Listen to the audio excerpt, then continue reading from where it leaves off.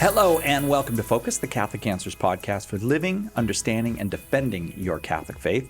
I'm Cy Kellett, your host, and we Catholics are really good at bioethics. We're very good at family ethics. You want the ethics of warfare, we can do that. But when it comes to financial ethics, especially in a world in which there are more and more complex financial instruments available to people, how do we make those moral decisions, and is the church really any help to us at all? And we welcome two guests this time to help us discuss this very question. First, in studio here with us, Deacon Frank Reilly, the founder of Reilly Financial Advisors and the managing director of creative planning. Deacon Reilly, thanks for being here. Oh, I'm so happy to be here. And full disclosure, both of us children of the Diocese of San Diego, I guess is a way to say it. You ordained a deacon here in the diocese, and I worked for a long time for Bishop Brom at the newspaper. And it turns out that the other guy that we're welcoming here from the East Coast at Providence College, theology professor at Providence College. Sorry, I almost demoted you to Boston College. I apologize for that. And theologian for creative planning, where Deacon Reilly works, is Dr. Terence McGoldrick, who also worked with us at the Diocese of San Diego. Dr. McGoldrick, thanks for being with us. Thank you, Cy. Yeah, those good old days with Bishop Brom. I remember them so well. Yeah, who of blessed memory now. He passed recently, and you were 8 years as the director of an institute that Bishop Brom founded in the diocese, which was to teach lay people theology, basically. That's right. We had about 1,200 students at that time, and we offered 6 different certificates, adult ed, and also for the deacons. And this is where I met Frank in the diaconate program, which, it was really important to bolster the faith for our large parishes that rely so much on lay ministry. So that was the goal. It was a wonderful work, and I made so many good friends in the diocese, and I have great memories and still connections to San Diego for that. And one of those connections is with you. And so when were you ordained a deacon, and did you have his Catholic morality class? So I was ordained a deacon in 2003. It was 4 years of classes. I only got 1 B in those 4 years, and that was from Dr. McGoldrick. Because he was hard. He was a hard teacher. They don't forget. He's a hard teacher, that's for sure, but a fabulous teacher. Taught me so much, taught the other deacons or deacon candidates in formation so much. And we just have stayed connected ever since. And despite the B, you hired him, you kind of as your theologian to help you do this work, where you try to do the investing that you try to do. It's Catholic-centered, Catholic-based. It's rooted in Catholic moral thought. All of the investing that you do, the investment advising that you do.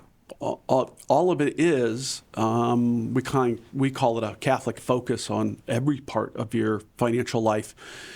But when I wanted to start this, I knew there were going to be gray areas sometimes.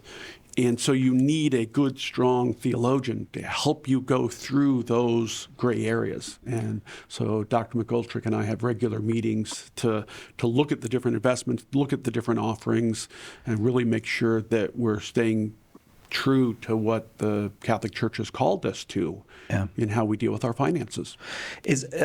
Terry, I remember years ago when he was Pope Benedict saying that he was grateful for American hospitals, Catholic hospitals, because so much of the Church's reflection on innovations in bioethics could be enhanced because these hospitals had actual experience of what's going on here. They could give an actual description of what's happening to human bodies, and so that ethical evaluations could be made. Do we have anything like that in the field of financial ethics, or is that what Deacon Frank is doing? Is this a trailblazing effort? Well, in some ways, yes, but also, there are long-time existing institutional funds for Catholic orders, and Christian Brothers has a very large one, and the USCCB has issued guidelines for its own financial investments as well as for other Catholic institutions. But these are more general. What Frank and I are doing is much more focused.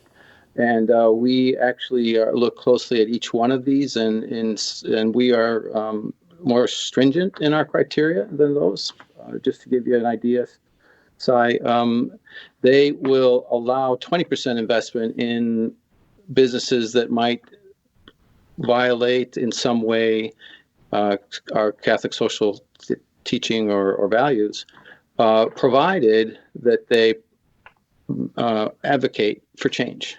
So they'll allow a 20%, provided that they can, through proxy voting and other instruments, advocate for change in those policies. Whereas we don't do that. We're limiting ourselves to investments that promote, good work, good, valuable human products, and good wealth. Those are the principles that come from the vocation of the business leader. That's a document out of the Dicastery for Integral Human Development that Pope Francis created. So there are sources that you can draw on, but they're not necessarily sources that have worked extensively with lay people in helping them arrange their finances. No, that's true because... I think that's the difference in where we are a bit of a trailblazer. A lot of the institutions that are out there only deal with institutional, a whole order or a whole diocese. And where we're really trailblazing is that we're not just talking about investing. We're talking about every aspect of your financial life. Helping people with charitable giving, helping people with end-of-life decisions, helping people with a living trust, and putting a Catholic focus on every single angle. Including maybe as an employer? Like, would an employer have considerations as far as the church teaching on the treatment of employees, for example? Could you help someone with that? That would be more of an ethics class, the kind of thing that Dr. McGoldrick would do. It wouldn't necessarily be what we would do. It's just so much. I mean, the financial world, I think the way I come at it, and even hearing you talk about it, it's such a complex world, a world of various, from the banking to the investing to the, the stocks and the bonds. And it's so... that it seems baffling. How do you get in there and apply responsible Catholic ethics in such a complex environment? Well, I actually wanted to start doing this Catholic focus, this idea, 20-some years ago. Mm-hmm. But the amount of research that it takes to screen deep enough on a company just wasn't available. Yeah. And it's only through some recent new programs that have come out that can truly do a Catholic screening that made this possible. Because yes, you're going to care about what do they produce, what are they selling. Yeah. But you're also going to have to look at where is their involvement with their money. Who do they give money to? Oh yeah, right. You can't ignore that fact. What causes do they support? You can't ignore those aspects. And it was only through this new technology that has made it possible for us to go to the level that Dr. McGoldrick and I think is the only real responsible answer. To go partway to allow 20%. That just to me isn't a true Catholic idea. It's either a yes or a no. Yeah, and so you're willing to so like I don't know a lot of these companies, but say there's a company that you're interested in, and Amazon or something, and there's a software that you can run on Amazon that tells you what their business is, what they're actually doing and selling, but also where they're contributing money and what they're paying for with the... Yeah, what this program does is it takes every single public information, every filing that they do with the SEC, every letter to shareholders, every press release, anything that the company puts out there at all. Right. They completely go through and diagnose everything about the company. Okay. So what are the, Terry, I'll ask you this, what are the kind of, when you're looking at those kinds of reports, what are the things in the modern world that you're looking for that you say, no, a Catholic should not be involved in that, or maybe that where the line would go the other way, where you'd say, well, there may be some, not every company is going to do everything perfectly. So where's the line that says, yes, this is an acceptable investment? So that's a good question, Sam, Cy, because that's where there's always going to be some gray area that needs closer examination than what this program provides. Okay. Yeah. So one example would be Frank mentioned philanthropy. The USCCB says the greatest threat for the church in America is freedom of conscience or freedom, religious liberty. And that's because over a dozen dioceses have shut down their adoption services, for example, because they've been forced to adopt to same-sex couples. Right. And the church doesn't believe that the child does believe the child should have a mother and a father. And so any company that would be, for example, pushing for laws that would force the church to do that, we would disqualify. Okay, so there's okay. Yeah. So you got a company that's, I see, advocating for laws that essentially are oppressive of the church, that say, okay, so you're going to stay with, but that's I have to say that's kind of a granular detail that most of us would miss completely. Yeah, see, those are the kind of things we're looking for, though. We're also looking for companies that say would not invest in dirty coal, for example, or that would be another thing that would disqualify, or anything to do with abortion. And the trouble is, you've got companies that provide really important services like medicines, but they might also provide something that would disqualify them. Right. So these are the kind of things that we look for when we get deeper than this first screening. Now, I also want to say we don't only look for the ones that we would exclude. We also look for companies that have good practices, like consistently win ethics awards and treat their employees well. This is another whole aspect of Catholic social thought is the justice in the workplace. Okay, so can you, in a practical way, make a profit or make the I guess that's what it's about, profit for the person who's investing using these screenings, or do you handicap yourself so much that becomes impossible? Absolutely not. So there's a lot of companies that have been doing this for years, some of the public mutual funds, and if you go and you look at what they've been doing, it's actually not making that much of an impact on performance. It's going to be very, very similar to, like, if you just say, you take any typical large cap mutual fund and compare it to the Catholic large cap mutual funds, you're going to see over 10 years almost no difference in performance at all. Because it's not like you're screening out 50% of your options. It's a pretty small number that actually gets screened out. Okay. Because the big picture is what you're looking to avoid: abortion, pornography, nuclear weapons, anti-personnel landmines. That's kind of the big picture. Well, most companies don't come anywhere close to that. And it's only those fewer companies that go to the point where they'll give money directly to Planned Parenthood, right? That's an automatic out if they give money directly to Planned Parenthood. But it's I would bet it is less than 3% of the companies that end up getting screened out. Oh, so all right. I'm very glad to hear you give me a practical number like that, because in my imagination, this was a huge number of companies, but about 3% you're going to just say no to. I'd call it 3 to 5 to be cautious. And then how often does it change? Where you look at a company and you think very well of them, and then that something happens. Quarter by quarter, it can change. Is that what it is? Well, really? Quarter by quarter? A new filing comes out and you find out that they did give money to Planned Parenthood. It's not very often that what they're selling would change.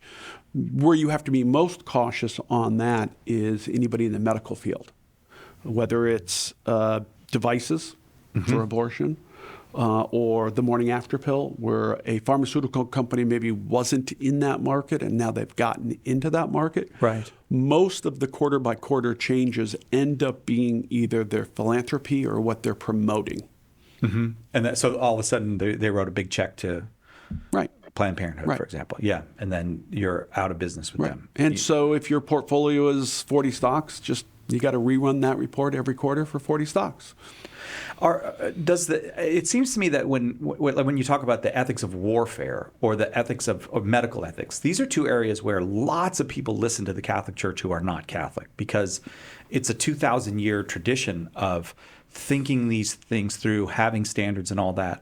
Are there people listening to the Catholic Church on this, or is this a Catholic niche right now, and it'll have to develop into something where the church has something that the world is willing to bend an ear to? Well, I would say that there's a new interest in ESGs, which are funds that are ecologically and socially responsible, triple bottom line.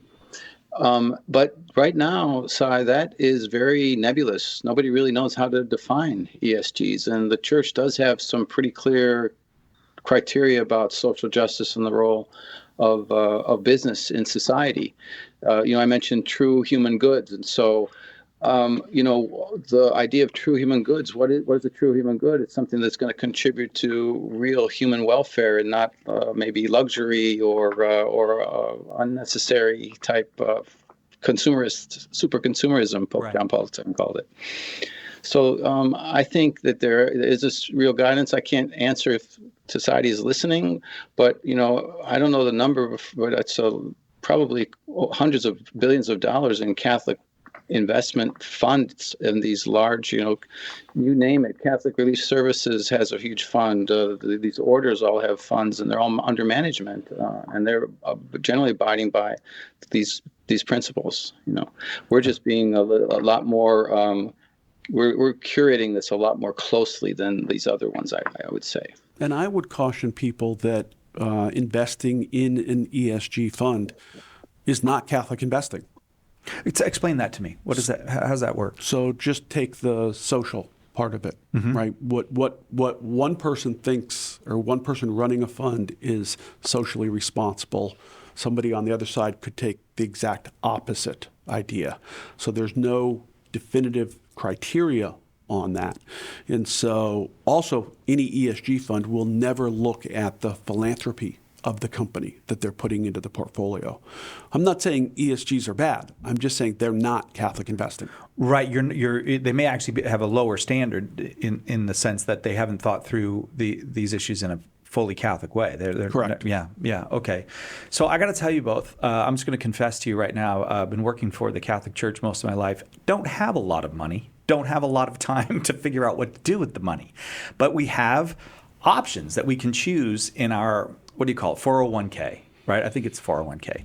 So you can put the money here, put the money there. Actually, they have these ones where you could just pick a date, I'm going to retire at this date. And how does someone like me, who's financially fairly close to illiterate, doesn't have a lot of money or time for research, how do I invest as a Catholic, or how do I participate in these markets as a Catholic? Well, first of all, you have to understand that on 401k, generally, everybody's 401k is made up of either mutual funds or ETFs.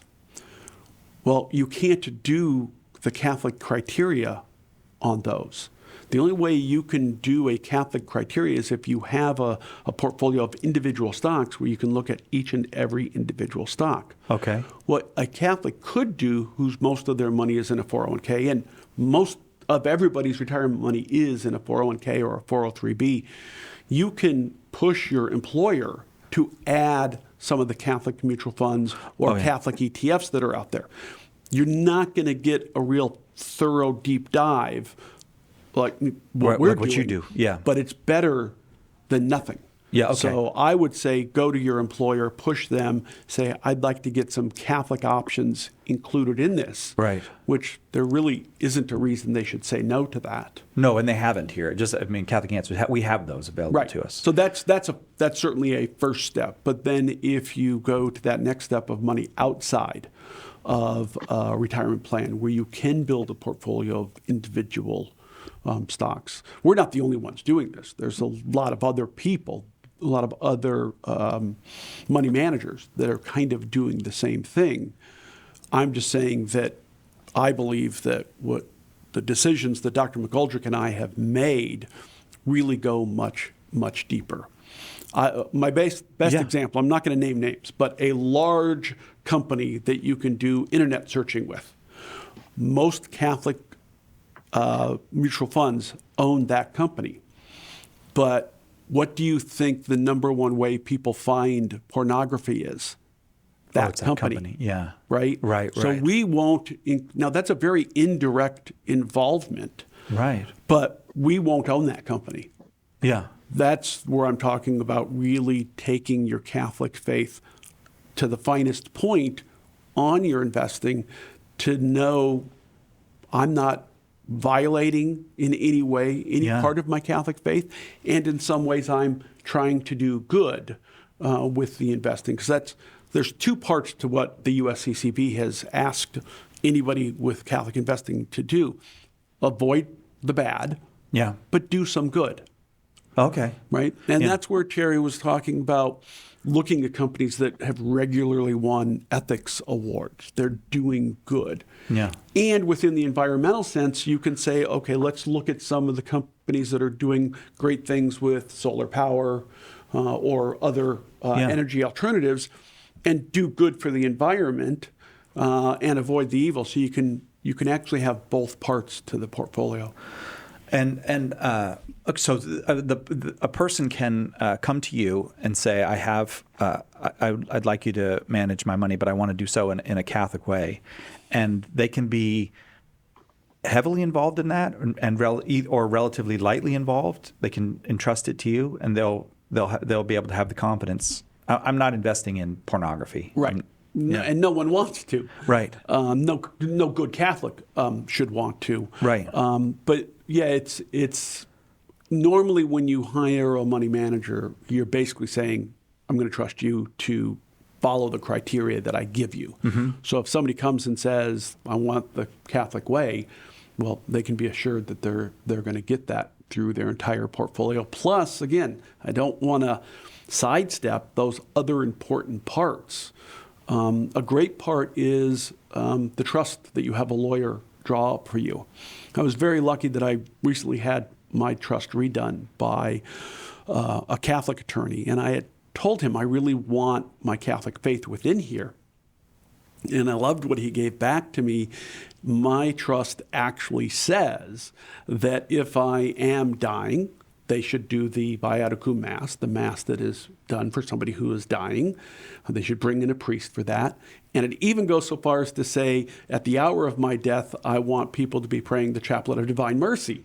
Wow. And that's in my trust. Yeah. And so and the healthcare directive, so any doctor who gets that can't say no. They have to allow these things to happen. And it's the guidepost for my family in a difficult time of what is it that Dad wants as he may be dying? Well, it's right here and it's written for you. Isn't that so? I guess the impression that I'm getting then is I can get into the world of finance and just ignore all of this and be like a wrecking ball, just make money wherever or lose money or whatever. I'd probably lose money, but other people would make money. But the distance from that to responsible, ethical, even kind of God-fearing investing is not such a great distance. It's not like the whole world is changed for that investor. It's be careful about a certain number of things, and you can participate in the market. You're not, as a Catholic, just excluded from this whole thing. No, and that's what Frank was saying. The difference, you want to call it the ethical cost of these funds, is negligible considering the good that you're doing, and that's, I think, the approach that you want to do. So you can give your money to some good cause, but what I like about this is you can also invest in a way that you actually retain ownership of your own money, and you're providing things in society that supporting things in society that align with your values. So could you give me an example? Like maybe I'm trying to think of an example of a company that I might invest in that, is a going concern. It's a good company, but it's also something that would be promoting the truly human, as you said before. Can you give me an example? Right. Well, any like medicine, for example, would be something that would be that. You could also talk about the things Frank mentioned for sustainable management of like food, agriculture, fisheries, things like that. Forestry, those are all examples of things that are really kind of important for the health of the earth and the planet. Or you could think about let's see, Frank, what are some of the things we have? For example, you might think of companies that are providing services. They call it the care economy, Yeah. services, human services. That's another dimension. We've got, but even like communication, that's a true human good. So it's a broad spectrum of things but other things, luxury products and things like that, less so. That's That's so funny because I think many people wouldn't think of that one. I mean, if you say, "Well, we're not investing in companies that produce nuclear weapons," I'm like, "All right, okay, you're not exactly moral geniuses to come up with that one." But if you're avoiding like the consumerist mentality, where a lot of money is made just by selling handbags that cost as much as somebody's house or car or something like that. Yeah. But you avoid that. Why? What's your thing? I mean, I think a good American libertarian will say to you, hey, it's their money. Let them do what they want. If they want to spend it on this bag, then why shouldn't I profit from that? Well, sure, that's true. But when you think about where the money's not going, when it does go to what Pope John Paul II called super development, or that feeding that consumerism, and if you have a choice to put it towards something, and nobody says you don't, but if you have a choice to put it towards something like that, a luxury superfluous good versus something that's a true human good, we want to invest in that. And don't forget, when you do invest in those companies, you're also investing in them furthering that, by producing maybe a better version of medicine or care. There's another way that you can do good, and it's really the third piece that in the document the USCCB put out about investing, and that third piece is governance, helping corporations with their governance. So this is something for an individual investor that is almost impossible to do, because if you own 20 shares of some company, they don't really care about you. But when you get into larger size companies, you can start to put together ideas for the company and submit them to the company to consider at the next board meeting. And more than that, I've had a conversation with the dean of the business school at Catholic University, and they're going to try to set up something where they find all of the Catholic or Christian money managers and now pull us all together to go to fight for a good cause. Wow. To put into the governance that every employee will at least have a living wage and what that number is. Right. And do things that way. And now all of us together would have such a strong voice to say, we want to see you do this. Or it could be, we've seen in the past that you have given money. We want you to say you'll never give money to them again. And you can start then to influence the corporation. If you get enough people doing what you're doing, in other words, doing Catholic or other Christian investing, then maybe that group altogether owns 10% of the company, or it may not be that much, and it needs to be more than 10 or 20 shares. Yeah. And if it's multiple shareholders. Yeah. And then the second stage that you can actually go to, that I hope this ends up happening, is we'll specifically find a company that's in violation, have everybody buy a little bit with the goal of, we're going to get them to change this. If they don't change it, you end up selling the stock. But now, not just talking about the stocks you do own, but even looking at stocks that are good with a few minor exceptions. Mm-hmm. Let's see if we can get them to change those minor exceptions. So this is another reason to actually be to be thoughtful about investing. And I know you're not just trying to drum up business. There's lots of people, you said, doing this, but to go with those kind of investment houses, those kinds of money managers, in time that creates a kind of what Warren Buffett maybe would call the snowball effect. I don't know, like where now you're actually part of a movement that's actually making you're not just saying, well, my money's over here and it's not doing any damage and it's doing some good, but you're saying all of this money is in a movement that's moving towards a more just and reasonable world.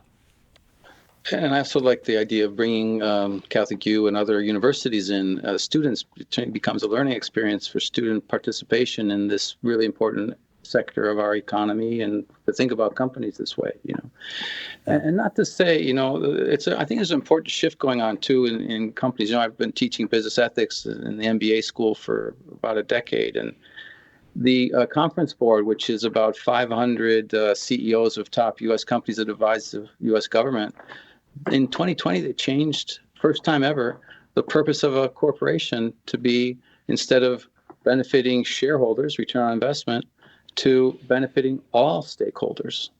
So I think there's also a change going on in our social consciousness in corporations as well as in the rest of society, that successful companies are not only focused on short-term returns, but the whole value to society that they contribute. That's a sea change. It is a sea change, and it seems to me that it's controversial in the sense that there's some people who will be like, I mean, there's a good opposition to that. I mean, I don't mean good, but a significant opposition to that, where people say, no, the purpose of a company is to make money for the investors, and there's not a sense of a company as a thing that's integrated into the whole of society and has social responsibilities. As a matter of fact, I think that's pretty strong resistance to that, wouldn't you say? Well, I think that what you see here is, if you think about it, when you're talking about a large corporation, it seems to be something much bigger, right, than an individual. But if you were to say, okay, as a Catholic, you own this company, you would care about all of those things. You Right. wouldn't just be, if you're running your own company and you're all about only profit for yourself, well, you're going to be paying terrible wages to your employees. You're not going to be offering benefits to your employees. You're going to be doing a lot of things just to enhance your own wealth. No good Catholic is going to say, that's the way I would run my own company. And now extrapolate that, and you can say, yeah, I think that should be the way every company is run. Yeah. Terry, you were going to say something about that too? Yeah, definitely. And I think that, the employees care about that. The customers care about that. And the shareholders also care more and more about that. Yeah. Yeah.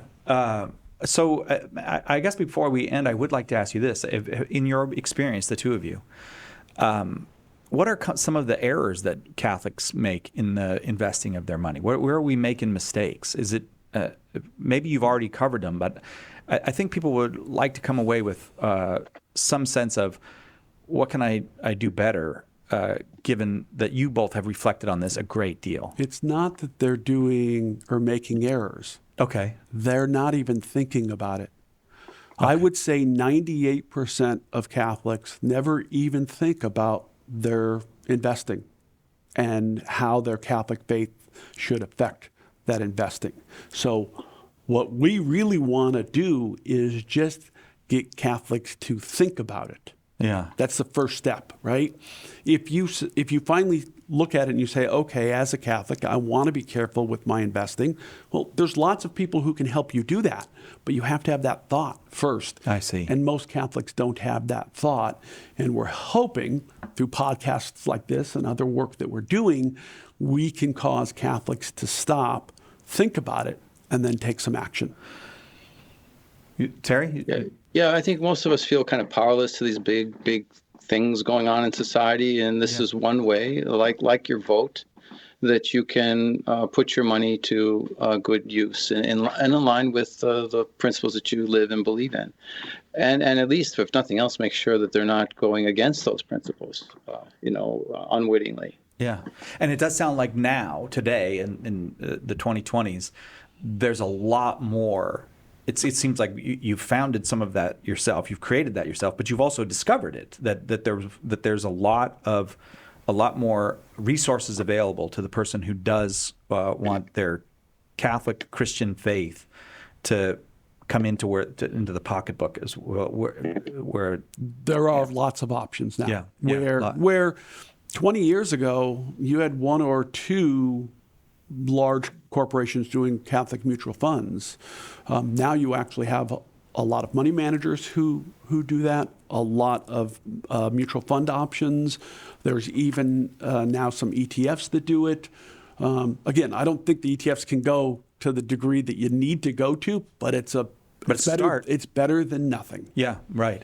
And I take your point. If you're not thinking about it, you're not going to make any progress. Right. But if this starts to be, because I do think we tend to have, I don't know, I guess all of us, maybe we can compartmentalize. And there is a thing about, I love God and I want to be a good Christian, but don't touch my money. Like, do you know what I'm saying? Like that, I think we're quite capable of that. I don't think I wouldn't say people are specifically saying, I love God, but don't touch my money.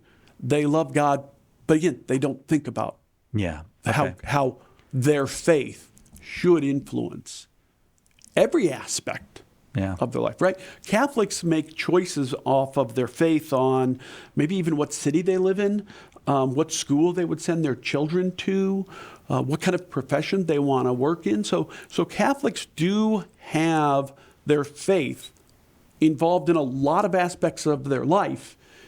And now we're just saying, let's go one step further. Yeah. And what's exciting about it, I really liked the part where you make the point that if Catholics will do that, it can actually bring extraordinary good to the rest of society if Catholics will just think about it a little bit. Well, I like the way Robert Reich puts it. He says all of us have all these multiple roles in society. We're workers, we're fathers, we're consumers, we're community members. But two have really eclipsed all the others in modern life, the consumer and the investor.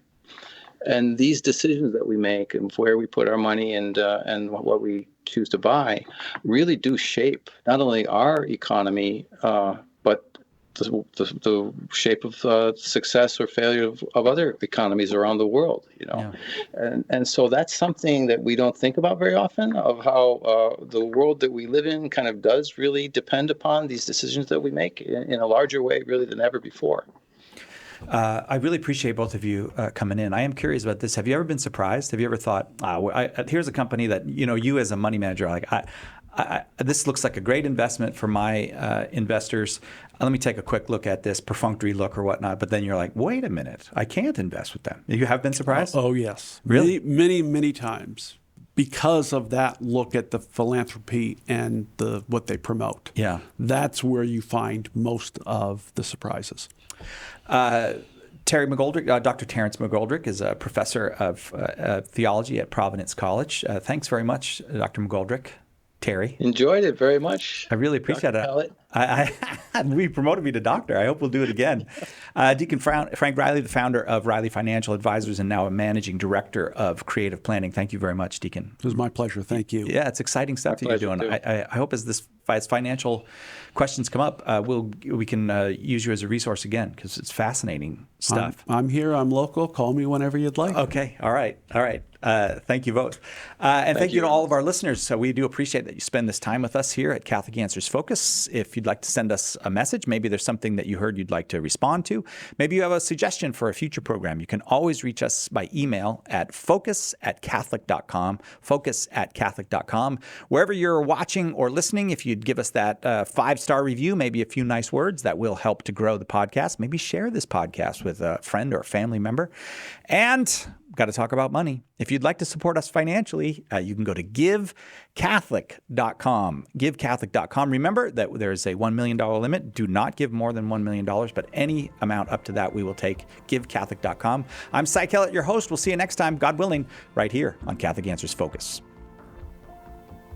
And we're done. Why do you say $1 million? Because no one's ever going to give $1 million. I know. So you just pick a number. I just say, look at you, the financial advisor. Why are you setting $1 million? Yeah. Like somebody's